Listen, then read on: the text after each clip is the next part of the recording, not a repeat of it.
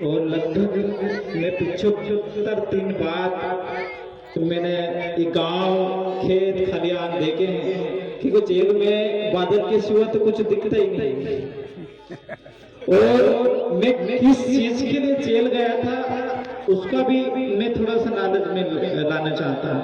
मेरा ऊपर मुकदमा तो छोटा सा था और 2 साल पुराना था, लेकिन जो समाज के लिए लड़ाई मैंने निवार केस में, नेवावर केस में जो हत्याकांड हुआ था उसमें लड़ी, रातामेटी में जो लड़ाई लड़ी, आशीष भाई हमने जो शाहगंज में लड़ाई लड़ी, उसके मुकदमे को लगाकर पुलिस प्रशासन ने मेरा विरोध करा और जमानत में आपत्ति लगा दी, खारिज हो गई। लगभग मैं 75 दिन तक जेल में रहा और घर परिवार से दूर रहना, जेल की सलाखों में रहना इतना आसान भी नहीं जितना अपन सोचते हैं।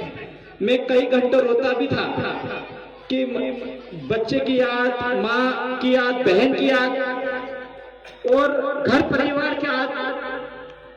पर जेल के बहुत सारे लोग रहते थे मेरे साथ में, तो वो बोलते थे कि भैया अगर आप ही इस प्रकार से रहोगे तो कैसे चलेगा।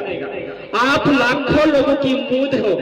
जेल के अंदर ये काफी लोग मेरे से बोलते थे कि आप लाखों लोगों की उम्मीद हो, अगर आप ही इस प्रकार से अगर करोगे तो बहुत सारे लोगों का हौसला टूट जाएगा।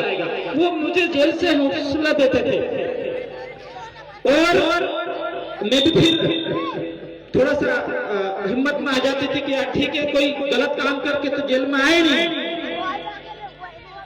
ठीक है जो भी होगा देखेंगे।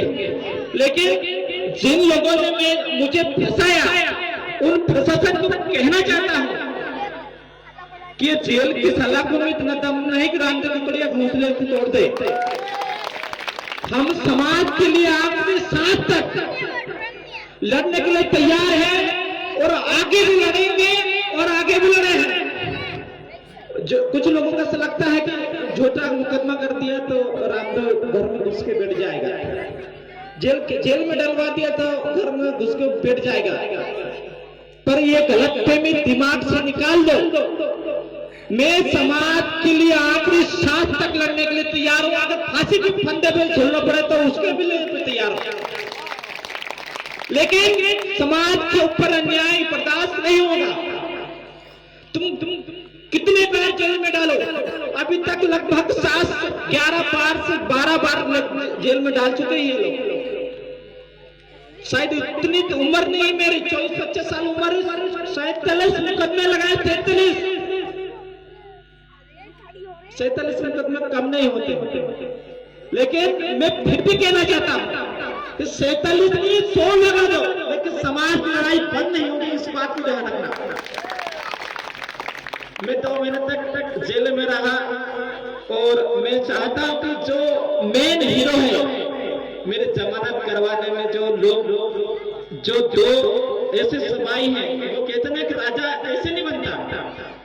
राजा को राजा बनाने के लिए, बरकरार रखने के लिए एक सेना की जरूरत होती है और उस सेना की काम आप सब लोगों ने करा है। मैं 2 व्यक्ति की इससे शख्सियत को बुलाना चाहता हूँ यहाँ पे, गोविंद भाई सलाम और आकाश भाई की यहाँ पे आओ।